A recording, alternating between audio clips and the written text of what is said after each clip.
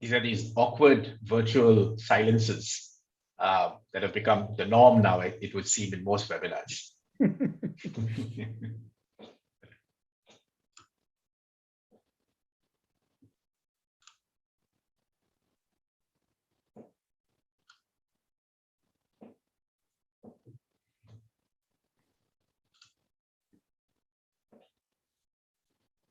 All right, good afternoon and welcome.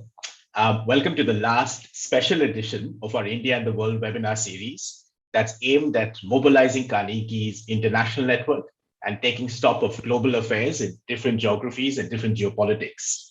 For this final webinar, we're absolutely delighted to host Paul Haenle for a conversation about China's changing approach to global politics, its precarious relationship with the United States, India's position in China's strategic imagination, the situation in Taiwan, and not the least, the effects of the plenum that was held yesterday, earmarking President Xi Jinping as an era-defining leader.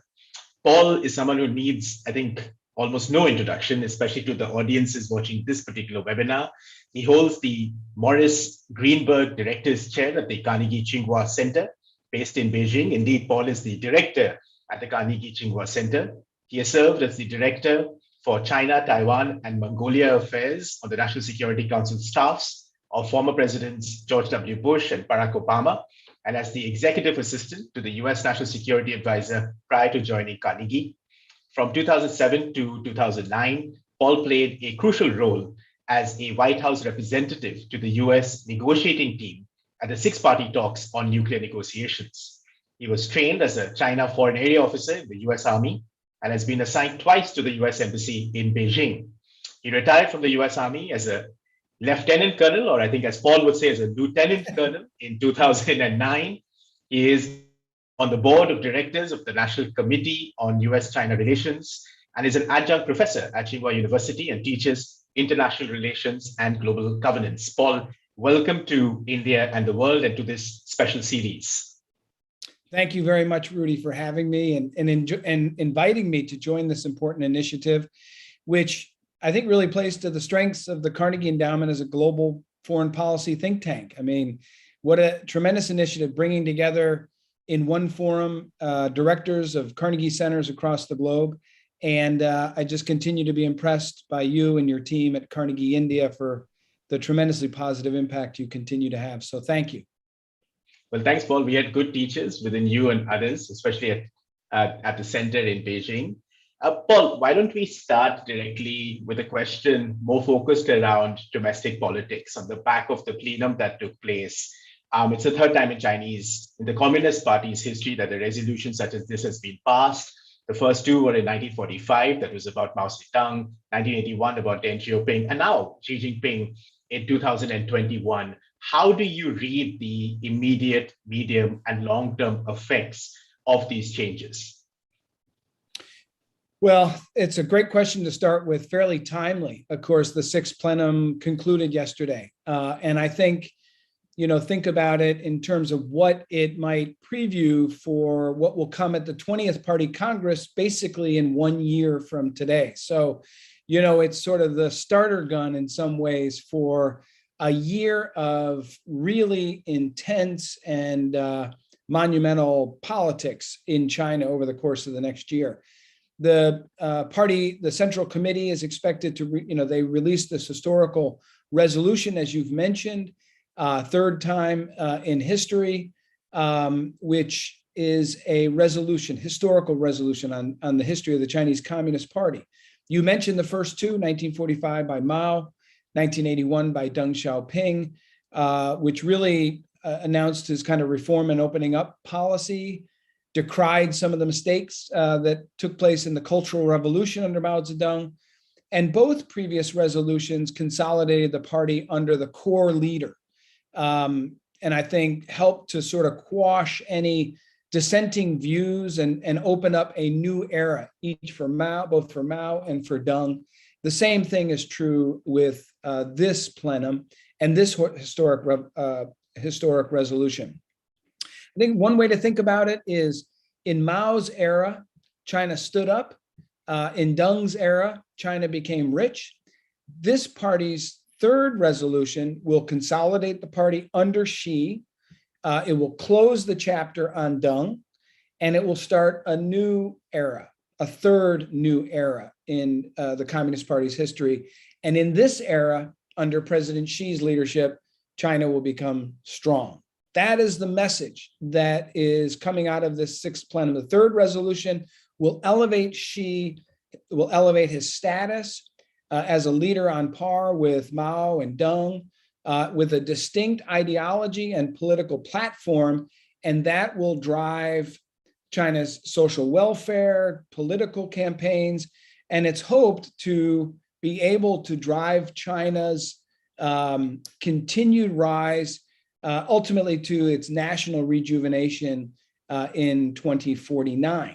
And so I think this is a really important marker.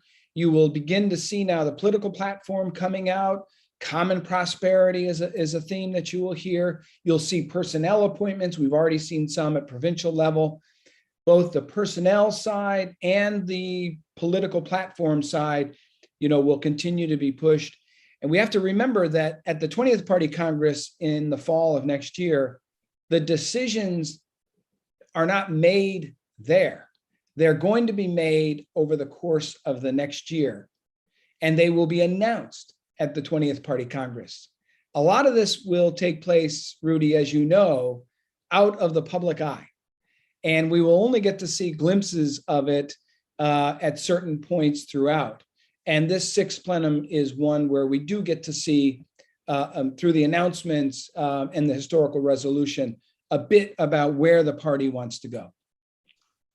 Paul, thanks. You made the point about sort of this being the kind of third stage in the PRC's kind of evolution. And now it's about confidence. It's about kind of exporting that strength, not just about building it up or consolidating it internally. I was just wondering is that, in the last few years, what we have seen from within China is considerable criticism about large infrastructural projects that the Chinese government has invested, which is not always squared with feasibility, financial feasibility under the rubric of the Belt and Road Initiative. There are also a number of reports about troubles in the Chinese economy, fraught relationship between state and capital. And I was just wondering, how do you sort of see that kind of come together, with regards to the deficiencies, if you like, in the economy and this political ambition to be strong externally and not just within China? It's a great question. I mean, there's been quite a bit of significant changes as of late in China, both in terms of economic approach, political approach, a new flurry of new regulations in a range of sectors, technology, education, media, entertainment. Some and then a lot on the social side and the political and ideological side. A lot of people wonder, what's happening here? Is this a cultural revolution 2.0? Is this a move from one ideological framing to a significantly new ideological framing? And I think there is some of that. I mean, clearly President Xi looks at the reform and opening period, obviously brought China a lot of wealth, but at the same time, it created a lot of imbalances. And whether that is, income diversity, big gaps between the rich and the poor, big gaps between the coastal areas in China and the interior, between the rural and the urban, environmental degradation, a lot of excesses as the Chinese leadership sees them. And this looks to be a period where they're going to try to address some of those imbalances. I think this ultimately is what common prosperity is about at the end of the day. I read today that, the one way to think about it is, we're deep in what's called the show or the tightening phase of what are typical called fang shou cycles, where you loosen and tighten in Chinese politics. And we're going through a tightening phase, clearly. And it's not clear when the end is in sight for that. I don't think we're seeing sort of a cultural revolution. We're seeing many of the propaganda tools and the intimidation tactics that President Xi is using to assert greater control, remind people who's in charge. Many of those same techniques used in the Mao era. But my own sense is there's multiple motivations for what we're seeing, but consistent with broader trends and developments we've been witnessing over the past decade, and certainly under the leadership of this current president. Trends towards greater party control over society and economy, greater centralization in the hands of Xi Jinping. And that's been growing since Xi came to power in 2012. But it's now intensifying, Rudy, and it's moving at a quicker pace and taking place during an important political year leading up to the Party Congress. Of course, we had the 100th anniversary of the Chinese Communist Party in July, now the 6th plenum this week, and then in 1 year, we'll have the 20th Party Congress. And many of the personnel changes, as I mentioned, policy issues will be negotiated over the next year and lead up to that Party Congress. Well, if I move now a little bit outside of China's borders, but sort of stay within Asia, recently President Xi Jinping made fairly strident remarks to Asian leaders with the message which essentially seemed to suggest that, look, there's no need for you to join a kind of bipolar universe within Asia in itself. You don't need to go the US way. He didn't quite say that you don't need to go the China way, but it was kind of implied in a kind of speech. Does President Xi Jinping and China more generally have an Asia policy? And if it does, what does that look like? Well, clearly, China wants to, this is a sphere of influence that China wants to extend and expand its influence. We've seen over the last 5 years, in particular over President Trump, they've taken advantages of opportunities to strengthen China's relations with countries in the region, but also across the international community. Trump's America First policies, tended to at times alienate partners and allies in the Asia Pacific region, but also in Europe and elsewhere. I think China during the last 5 years has really only partly, mildly successful, I think, in these efforts, a little bit like one step forward and sort of one step back, if you will. And we see that through polling about views of China around the world, especially in key developed democracies in Europe and Asia. Clearly, China's increasingly assertive actions in the Asia Pacific, on its periphery, South China Sea, India, Taiwan, Hong Kong, its wolf warrior kind of diplomacy have made it harder for third countries to warm up to China. And when the Biden administration came to office, of course, one of the first things that it did was move to shore up its alliances and partnerships and return to multilateral institutions. China is also moving to forge coalitions of its own.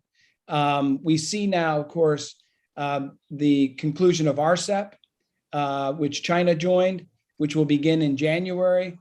China has announced its ambitions to join the CPTPP. It concluded an agreement, trade agreement, an investment agreement with Europe, the CAI. Ultimately, that was not passed because of the sanctions dispute. But in China-Russia relations are growing even stronger. And then recently, China submitted a bid to join the Digital Economy Partnership Agreement. And I think, these efforts all speak to China's prioritization of economic ties to act as a stabilizer in its bilateral relationships and to show that, China is a leader on trade and economics, whereas the United States is primarily engaged through security commitments. And few countries are looking, as you sort of suggest, to choose between the US and China, especially in the Asia Pacific region. ASEAN, for example, is now China's largest trading partner. And China is quickly becoming the largest trading partner of nearly every country in Asia. And that trend will only continue through trade agreements like RCEP and also through China's Belt and Road Initiative. Paul, I'm going to come back to this question about China's geoeconomic expansion and the United States' sort of security-driven approach to that expansion in a second, right? And whether one works with the other. But let's focus on US-China at the moment. some big statements. I carefully watched Jake Sullivan in Australia, and it was a speech that was very different to the kind of grammar that was used in Anchorage, for instance, in March of this year. If I remember the speech correctly, he was using terms like hard competition, healthy competition, or stiff competition, but this was a very different kind of an approach than, say, the young Biden administration had taken in March. In Glasgow, at the COP meeting, the US and China have agreed to an agreement that will limit methane over the next many years. So there seems to be something happening at that strategic level. Where are we when it comes to US-China relationship today? And I say this also keeping in mind that there's a meeting on Monday between the two presidents, a virtual meeting. The US side wanted a physical one. Xi Jinping, of course, has not been out of China for 21 months. So can you put that in context for us? Absolutely. And I think we are, as you suggest, entering a period where both sides, for their own reasons, are looking for ways to reduce risks.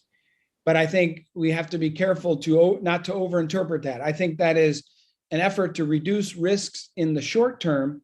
But, the long-term structural issues have really yet to be addressed. And, we're entering a period. We are in a new period, a new sort of era of strategic competition. The Biden team didn't necessarily like the way the Trump administration executed its China policy, somewhat ad hoc, maybe emotional, you could say, short term in its thinking. But they do agree with the Trump administration's assessment of many of the challenges that China represents. And they did, in fact, bring into the Biden administration the Trump administration's framing of China as a strategic competitor. And that is a big change from previous administrations that attempted to use the framework of engagement with China and to try to shape China's rise in ways that were consistent with US interests and those of our allies and partners. So strategic competition across a number of domains, economic, political, military, is the new framework that the Biden administration has accepted from the Trump administration. And I think, and Trump administration brought into its administration many of the frustrations and concerns about China's rise that the second term in particular of the Obama administration felt. So, the US is trying to work closer with allies and partners to address these concerns, but the two sides have very different kind of narratives for what's happening in the relationship. And they're diametrically opposed in terms of why the downturn in relations, why the tension between the US and China. They're very different. In China, what you hear is they attribute the downturn in relations primarily to this idea of the Thucydides trap, that it's a natural result of diminishing US power and a rising China, that US policy is simply responding to China's growing influence, and it sees through the US through a sort of a power-centric mindset that everything the US does is to try to contain China. The US narrative, what you hear is American officials look at China and see a country whose politics, economy, foreign policy have evolved in substantial and oftentimes worrisome ways over the past decade, and in particular under the current leadership, and that these changes within China and with respect to China's policies abroad are having a significant negative impact on geopolitics, the US-China relationship, and the wider perceptions of China in the international community. So we're in a new era. The Biden administration has expressed a framework through which it hopes to be able to engage with China, competition, confrontation at times, but also cooperation. And the two sides are trying to get their footing under this new evolving framework. Do you think the last 9 months was essentially about trying to get both sides to appreciate what this framework is? Because I remember these articles written by Jake Sullivan, Kurt Campbell, in Foreign Affairs and other magazines, both of them in the White House now, where for long they've argued is that, look, you can't shape the way China thinks about life. There's no point in trying to change China from the outside in. What you can do is call a spade, look at China for what it is, and deal with it as a big competitor. But that doesn't mean disengagement. It means engagement. So do you think the last 9 months was about communicating the text of this grammar to the other side? And do you think the Chinese side has understood those contours now? Well, I think that the administration, I think you're largely right, Rudy, as usual. But I think it's important also to note that the administration has been, in terms of thinking about its foreign policy and its China policy, there are some sort of, we say, precursors, and before you get to actually the China engagement or the China interaction. One is domestic renewal. There's a real strong view in the Biden administration that in order to be able to come at any foreign policy issue, in particular, especially one like China, from a position of strength, we've got to get our act together at home. That weaknesses at home are affecting our ability to carry out an effective foreign policy in line with US interests abroad. Secondly, in the Trump administration, there was a real neglect for our alliances and our partners around the world. And I think there's a view that in order to really address these issues and concerns coming from China, we've got to find better ways to partner with our allies and partners, because that concern of many elements of China's rise are concerning to a number of countries in the world, and we should come together and we're stronger as we address these issues in a more collective sense. Rejoining international institutions, getting back to international agreements like the Paris Climate Accord, the Iran nuclear agreement, rejoining international institutions. This all helps put the United States on stronger footing. So I think what we've seen in the first 9 months is a lot of work at home.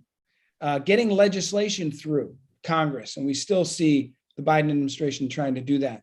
But if they can, getting COVID under control, getting the economy back up and running, and there's a view that if the administration can do that, it will again put the U.S. on better footing in dealing with China and other foreign policy challenges. And there's also a strong sense that Chinese leaders have come to the conclusion that while China's on the rise, the U.S. is in decline, and so there's an effort to try to convince Chinese leaders that that is not the case. Biden has been very clear that, competition is the main sort of driver between the U.S. and China, but is trying to make the case that competition does not have to result in conflict. The administration can find ways to compete with China, especially on trade and the economic issues and technology. But it can also work cooperatively with China on global issues like climate change and nonproliferation and macroeconomic stability issues. And it can also push back on China when its actions are deemed to undermine the interests and values of the U.S. and its partners. And that is the approach I think the Biden administration is trying to execute when it comes to China. But those getting our domestic house in order, getting our alliances shored up again after 4 years of neglect, those are also important elements to our approach. Paul, if I could ask a question on Taiwan here. I take the point that, as you eloquently put it, is that there are areas of strategic engagement that might be possible in the midst of competition. But Biden also has this big democracy plan. There's a democracy summit that the administration is planning. And honestly, we're not quite clear what that summit is supposed to deliver. Is it a values-based summit? Is it about principles? Is it about like-minded countries getting together in pools of infrastructure development? But I'm guessing that will come. Where does Taiwan fit into this? Because, in the last year and a half, there's been a proliferation of writing on Taiwan. There seems to be two sides, which is pretty binary. One side says, look, we're at the edge of conflict. You have senior US military officials who've come out and said, look, we're at the edge of conflict. And the other side says, well, actually, hold on. Taiwan is going to be a strategic objective for China. They're going to look for reunification, but not necessarily war. How do you see this? Well, to start, I think, you mentioned democracy initiatives and you mentioned Taiwan in that context. And I think that's important, right? Taiwan, as a model for a thriving democracy and market economy. We often hear in mainland China that democracy can't work there, but you have an example in Taiwan where it works, and it's very dynamic and very effective. And so, yes, I think there's a great deal of support in the United States for Taiwan as a democracy and as a market economy. I think sympathy for Taiwan's plight has also grown in the United States. For a few reasons. One is because many observers see Taiwan's international space being squeezed by mainland China. When I was in the White House as the China director, Taiwan was an observer to the World Health Organization. Taiwan was, of course, also hit pretty significantly by COVID, like many parts of the world over the last 2 years, but were prevented from actively participating in World Health Organization activities because of China's pressure. We also see, of course, a military pressure growing, in an attempt to coerce Taiwan by the Chinese. We saw almost 150 sorties over China's National Day weekend. And then we see the Hong Kong national security law and the undermining of this concept of one country, two systems. And I think that has Taiwan implications, of course, because that's the same offer that the Chinese leadership has made to Taiwan. I think those and other reasons have contributed to greater sympathy to Taiwan from the United States and a desire to enhance support for Taiwan. But I do want to make a distinction that the administration still supports a one China policy, and it does not support Taiwan independence. And so US leaders often stress to Chinese leaders, yes, we support Taiwan. There's legislation, the Taiwan Relations Act, which obligates the US government to support Taiwan, but it does not support Taiwan independence. The Chinese are having a harder and harder time accepting that distinction. The US is also growing concerned about the mainland's willingness, it appears, to use military force to achieve its objective of unification. And the overflights into Taiwan's air defense identification zone, the fact that it's pretty clear that the current leadership in China is much less risk averse than originally thought. Some of the actions on the Indian border, the Hong Kong national security law, the very aggressive posture vis-a-vis Taiwan, the island building campaign in the South China Sea, leads many US observers to wonder whether or not the Chinese leadership will think that now is a window of opportunity to make a move against Taiwan. And that's very concerning in the United States. And there's a lot of debate about how imminent or whether or not the Chinese leadership may try to take Taiwan by force. So there seems to be a sort of a perfect storm brewing as a result of these dynamics. There's worsening perceptions, again, of the mainland in Taiwan as well. I think the Hong Kong national security law contributed that. There's anxieties in Beijing about trends in Taiwan politics and move as they see them towards eventual independence. And as I said, there's growing concern in the US about a potential for China to pursue a forceful reunification. So this is an issue that needs careful handling between the US and China. You mentioned that President Biden and President Xi have a virtual summit coming up, and I expect that this will be an important topic that the two leaders will discuss. So if I can just push you on this point a bit, Paul, and I see that Mr. Vijay Gokhale is also on this call, and there's a nice group of others, and I'd encourage anyone who has a question or a comment, please put them in the chat box. These are shorter sessions that we do as part of the special edition, but please offer your thoughts as you see fit. Mr. Gokhale has written a fair bit about the importance of trust. He wrote it in the context of India-China relations. But I was just wondering, do you think that the situation at the moment with Taiwan Taiwan has become a victim of the loss of trust between sort of US and China over the last 4 to 5 years. And hence, I suppose my question is why a perfect storm might well be brewing over the next couple of years. This attempt of trying to renew that trust between the US and China at the strategic level by way of the summit or a meeting on Monday, and I'm guessing there'll be many other engagement exercises planned, will in a sense return Taiwan to where it was, say, 4 or 5 years ago? I do think we're at a point where, I'm not sure I would use the word trust, because that seems a bridge too far in this context, but certainly reassurances on both sides, I think at this point are important. Reassurances, Rudy, that neither side has abandoned the political understandings that were reached when President Nixon and President Mao achieved the Shanghai Communique in 1972. That those understandings have, frankly, it's a very difficult situation, but it is, since that time period, ensured that, military conflict has not taken place. And so, the US has a one China policy. It is based on the 3 communiques in the Taiwan Relations Act.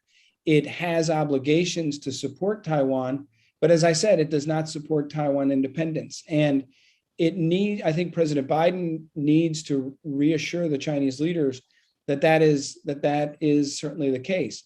President Xi, on the other hand, also, I think, has some reassurances that he's not going to use military force to try to reunify the island with mainland. Now, we see through speeches that it appears, China's official line remains unchanged. In the centennial speech in the summer, and his speech commemorating the Xinhai Revolution in October, he reiterated the 1992 consensus and the policy of peaceful reunification. But the actions of the mainland clearly indicate a heightened sense of urgency with regard to the Taiwan question, the stepping up of military pressure. And so I think the Chinese leaders need, to try their best to reassure US leaders that they're not going to resort to force to try to reunify the island. And I think that's, at this point in time, Chinese leaders, I think, when we think about Taiwan in the context of this new strategic competition, there is a view in China, I think, to look at all the actions by the US as attempts by the US to use Taiwan as a strategic asset to contain China and to keep China down. And I don't think that is the case. Again, the Chinese side's having a hard time distinguishing or differentiating between US support for Taiwan and support for Taiwan independence, which the US does not support. And this is clearly an issue that requires dialogue and reassurances on both sides, so that miscalculations are not made that could have grave consequences. Thanks, Paul. I've got a last question predictably on China and India. We're still at a fairly serious place when it comes to the incidents on the border, which kicked off in the summer of 2020. They've not abated. By all accounts, the People's Liberation Army controls territories that India understands to be its own on its side of the so-called line of actual control. How do you see in the conversations that you have with your colleagues, your contemporaries, your peers, you're really in the thick of it when it comes to understanding China's future, is where does India stand in China or in Xi Jinping's strategic imagination today? Well, that's a great question. I think, as I look at China-India relations, in some ways, Rudy, it bears similarities to the US-China relationship. China and India continue to maintain somewhat strong economic ties, despite having tense geopolitical and security relations. So from that standpoint, I think there's a similarity. My colleague Ryan Haas, characterizes it as competitive interdependence. And in a sense, I think that's the China-India relationship has some of that. In 2020, for example, China overtook the US to become India's #1 trading partner. And yet, despite significant economic ties, the two countries have these major geopolitical tensions. I know your colleague Vijay Gokhale recently published a report arguing that China-India ties can go down. I think he described 4 pillars. One was sort of a downward spiral to confrontation. Another was armed coexistence. Another was coexistence with cooperation and rivalry. And the fourth was a partnership with China. And I tend to agree with his conclusion that the present state of the relationship is one as armed coexistence, and little trust in the China-India relationship. The recent breakdown, I think, in the border dispute negotiations, the passage of China's new border law, these are obviously not positive signs for the future of the relationship. But even as the border disputes, even if they can be resolved, China will continue to view India, I think, as a strategic liability in a sense, because of its active participation now in the Quad, and what it probably perceives as increasing alignment with the United States. And I worry that this might give China a pretext to further develop its maritime security posture in the Indo-Pacific, strengthen its security and strategic partnership with Pakistan, and all of this could potentially inflame ties with India even further. Well, Paul, you talked about Mr. Gokhale. He's got a question for you, which is that do you believe that China's foreign policy under President Xi has become more ideological and less pragmatic? And I think that's a good note to end this conversation as well.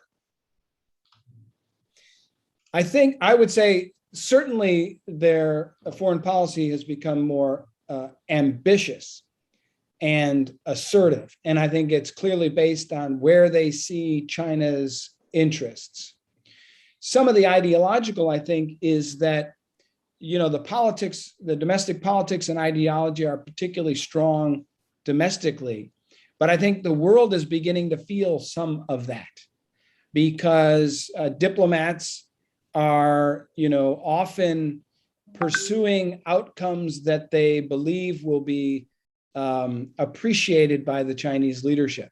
We saw the first U.S.-China senior leader meeting of the Biden administration in Alaska. And I think you can clearly see that even those senior advisors that deal with foreign policy are increasingly playing to domestic leadership in China. So there is the domestic politics is having a significant impact, I believe, on how China is executing its foreign policy, and we're feeling that in much stronger ways than ever before. Well, Paul Haenle, thank you so much for being with us. I think there were 3 words in this particular discussion that really stood out for me, and that keeps coming back to not only interacting with you or learning from you, but also the work that your center does, which is trust, dialogue, and understanding. Carnegie-Tsinghua has really kind of been the exemplar for us, I think, across the think tank network to think about how global dialogue can actually take place. I fondly remember the trips that I made out to Beijing, courtesy your global dialogue that Srinath Raghavan made out. And it opened our eyes to trying understanding a country that you have problems with, competition with, engagement with at some point. And I hope very much that down the line, that kind of dialogue continues. And there are more of us in this community across the world who can think about competition perhaps, but not forget that dialogue is essential in trying to understand the other side. So Paul Haenle, thank you so much for joining us today. And to our audience, thank you very much. This ends the special series with Carnegie Center directors from across the world. We hope this will be an annual series and one that we can host physically in India in 2022. Thank you. Thank you very much, Rudy.